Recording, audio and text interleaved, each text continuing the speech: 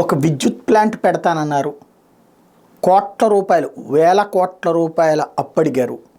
అందులో ముందుగా వందల కోట్ల రూపాయల అప్పు వచ్చింది. ఆ తీసుకున్న అప్పుని వేరే వాటికి మళ్లించేసుకున్నారు. దాంతో మిగతా అప్పు బ్యాంకులు ఇవ్వలేదు. అటు ఇటు కాకుండా నిలబడిపోయినటువంటి రఘురామకృష్ణరాజు ఆనాడు 500 కోట్ల రూపాయలు ఎన్నికల కోసం తీసేసినట్టున్నారు. దాని ఇంపాక్ట్ ఇప్పటికే ఆయన వెంటాడుతోంది. తాను ఎగ్గొట్టిన అప్పు సంబంధించి తనకు సంబంధం లేదంటూ వేసిన కేసులు ఇప్పుడు తెలంగాణ హైకోర్టులో రివర్స్ అయ్యి షాక్ తగిలినటువంటి పరిణామం సంచలనం సృష్టిస్తుంది. దాదాపు 1000 కోట్ల రుణాలు తీసుకుని ఎగ్గొట్టిన కేసులో ఎంపీ కనుమూరు రఘురామకృష్ణరాజుకి తెలంగాణ హైకోర్టు గట్టి షాక్ ఇచ్చింది.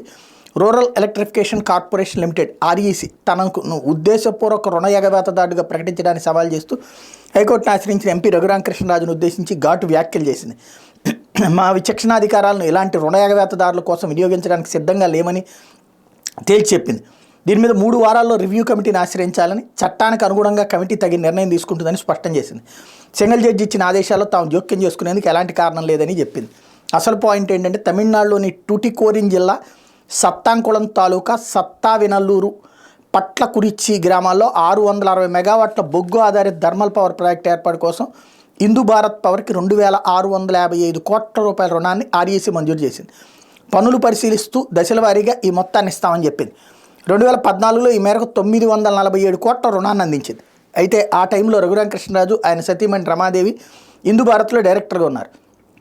ఇందులో దాదాపు 500 కోట్లను హిందూ భారత్ ఇతర కంపెనీల్లోకి మళ్లించేసింది. ఈ విషయాన్ని ఆర్ఈసీ గుర్తించింది. దీంతో మిగతా డబ్బులు విడుదల చేయలేదు, మిగతా రుణాన్ని ఆపేసింది. ఆ తర్వాత ఉద్దేశపూర్వక రుణ ఎగవేతదారుడిగా ప్రకటించింది. ఈయన అనేది ఏంటంటే ఆ డబ్బులు కూడా ఇస్తే నేను పవర్ ప్లాంట్ పెట్టి కడతానంట. అసలు నీకు ఇచ్చిన పర్పస్ కాకుండా వేరే వాటికి ఎట్ట మళ్ళించేసావు, అందుకని మిగతాది ఇవ్వమని ఆపేసింది ఆర్ఈసీ. దాంతో ఇరుక్కుపోయారు. 2015 ఆర్బీఐ మాస్టర్ సర్క్యులర్ ప్రకారం ఉద్దేశపూర్వక రుణ ఎగవేతదారుల బ్యాంకు ఖాతాలు సీజ్ చేసింది. ఈ సర్క్యులర్ జారీ చేస్తే ఇతర ఏ బ్యాంకులు కూడా రుణ ఎగవేతదారులకు ఎలాంటి రుణాలు ఇచ్చే అవకాశం ఉండదు. ఇది తెలిసినే అప్పుడు అర్జెంటుగా జగన్ దగ్గరికి వెళ్తే జగన్ హెల్ప్ చేయలేదు, ఏది అంత డబ్బులు ఎగ్గొట్టిన డబ్బుల్ని తిరిగి ఇప్పించడము ఏదో చేసి పెట్టాలన్నటువంటిది, లేదా పైన సహకరించమని చెప్పేసి అవ్వలేదు. అయితే ఆ రోజున చంద్రబాబు నాయుడిని అడిగితే చంద్రబాబు నాయుడు చేస్తానని చెప్పారని ఈయన చాలా రోజులు ఆశ పెట్టుకున్నారు. ఆ తర్వాత ఆయన చేయలేదని జగన్ దగ్గరకు వచ్చారు.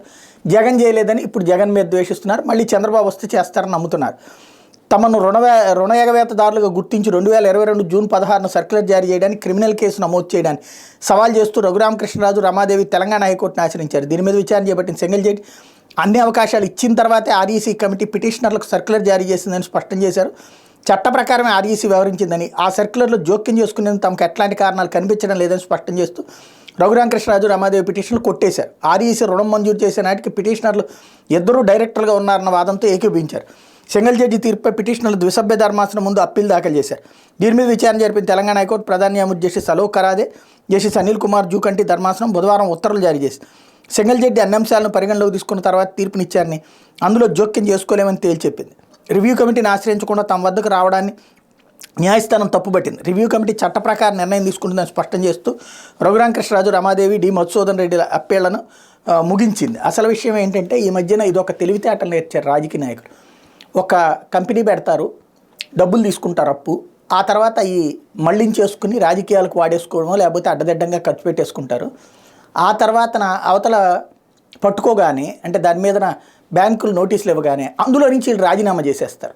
చేసేసి మేము రాజీనామా చేసేసాం, మాకేం సంబంధం లేదంటారు. మరి ఏళ్ళ మొహాలు చూసినే కదా ఇచ్చేది అక్కడ పెట్టుబడి. వీళ్ళు లేము దాంట్లో కాబట్టి అందులో ఎవరిని అడగాలి? ఇప్పుడు కొత్తగా వచ్చిన వాడిని అడిగితే నాకేం సంబంధం, అంతకుముందు ఉన్నాడు అంటాడు. కంపెనీ మూతపడుతుంది. జనం సొమ్ములు నొక్కేయడానికి వేసేటటువంటి ఎత్తుగడ ఇక్కడ ఫెయిల్ అయ్యింది. దాని నేపథ్యంలో ఇప్పుడు రఘురామకృష్ణరాజు ఆ మధ్యన దీని గురించి వచ్చినప్పుడు అనుకుంటా అవన్నీ చిన్న ఇష్యూస్ అని చెప్పుకొచ్చారు. శుభ్రంగా చిన్న ఇష్యూనే. ఆ 900 కోట్ల రూపాయలు కట్టేసేస్తే అసలు ఏ గొడవ ఉండదు. ఆయన అపర కోటీశ్వరుడు కదా, పుట్టు కోటీశ్వరుడే. ఆ 950 కోట్లు కట్టేసేస్తే అసలు ఈ లిస్టులో ఉండదు, ఈ బ్యాన్ ఉండదు. అది కట్టేస్తే పోతుంది కదా.